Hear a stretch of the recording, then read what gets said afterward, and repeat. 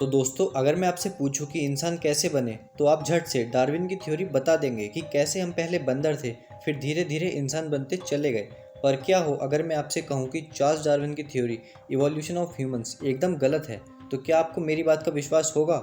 शायद नहीं, लेकिन आज की वीडियो में मैं कुछ ऐसे फैक्ट्स आपके सामने रखूंगा जिन्हें सुनकर शायद आपका भी इस थ्योरी से विश्वास उठ जाएगा।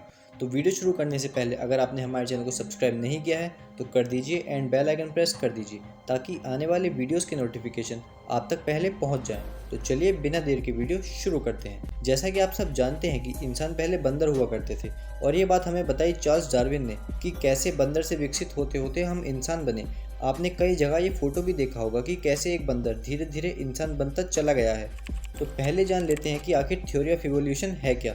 तो चार्ल्स डार्विन का मानना था कि नेचर यानी कि प्रकृति एक साइक्लिक ऑर्डर में अपने आप को डेवलप करती रहती है। उनका कहना था कि हम सभी के पूर्वज एक ही हैं।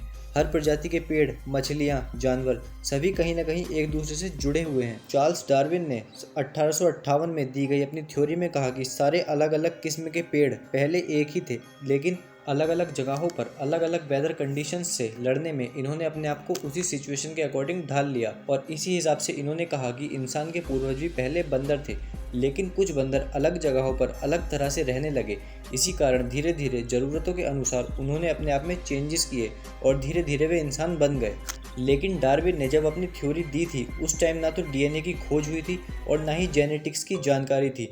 तो जानवरों की प्रजातियां इसलिए अलग अलग हैं क्योंकि प्रकृति हमेशा ऐसे जीवों को चुनती है जो खुद को नेचर के हिसाब से बदलता रहे, और जो अपने आप को बदल लेते हैं वो प्रजनन की मदद से आने वाली पीढ़ी को भी बदल देते हैं और ये प्रोसेस ऐसे ही चलता रहता है। ऐसी थ्योरी और लैब में किए गए एक्सपेरिमेंट से तो इस इवोल्यूशन को सच मानना कतई सही नहीं है और हमें हमेशा यही पढ़ने को मिलता है कि हम होमो सेपियंस हैं, यानी कि हम बंदरों से बने हैं।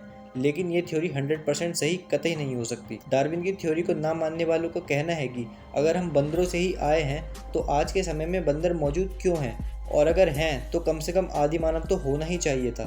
साइंटिफिक फैक्ट तो यही है कि बंदर मानव के पूर्वज नहीं हैं और ये गलतफहमी डार्विन द्वारा दी गई थ्योरी से प्रेरित इस फेमस फोटो की वजह से हुई, जो बिल्कुल गलत है। असल में जीवन के विकास का असल चित्र ये है। असल में पृथ्वी पर जीवन की शुरुआत एक अमीबा से हुई और इसी अमीबा से बहुत से प्राणियों का जन्म हुआ, जिसके बाद नेचर के साथ बदलते रहने की वजह से और नए नए जीवों ने जन्म लिया। इस तरह सारे जीवों का पूर्वज एक अमीबा था। उसी तरह से बंदर और इंसान भी एक ही प्रजाति से पैदा हुए। इस आदि मानव या कहे कि मानव जाति की दो शाखाएं बनी। एक शाखा इंसानों के रूप में विकसित हुई तो वहीं दूसरी शाखा बंदरों के रूप में विकसित हुई।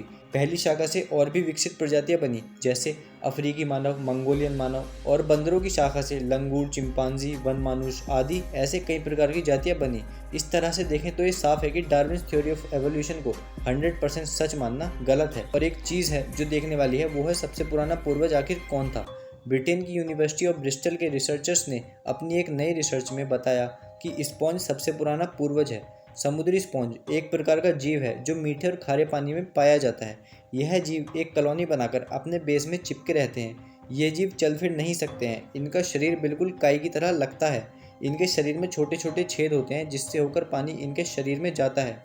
इन्हें ऑस्ट्रिया भी कहा जाता है। तो गाइस, साइंस ने थ्योरी ऑफ इवोल्यूशन जो कि चार्ल्स डार्विन ने लिखी थी उसे पूरी तरह से नकारा है और ये भी कह दिया है कि हम बंदरों से नहीं बने हैं। तो गाइस, आज की वीडियो में बस इतना ही। अगर वीडियो अच्छा लगा हो तो वीडियो को लाइक शेयर करो और चैनल पर नए आए हो तो सब्सक्राइब करना बिल्कुल मत भूलना।